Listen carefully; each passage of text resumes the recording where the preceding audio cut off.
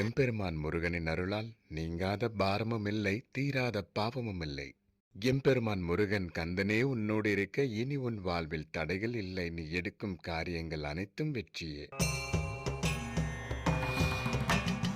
உன்னை கைப்பிடித்து உன்னை தூக்கிவிட தாயன்பு கொண்ட கந்தன் உன்னோடு இருந்து வழிநடத்த துன்பம் இனி உனக்கு சொந்தமில்லை. வெற்றி வேலனை வேண்டிய உனக்கு வேதனை இல்லை. இதுவரை நீ சந்தித்த சோதனைகள் யாவும் உன்னை சாதிக்க வைப்பதற்கு.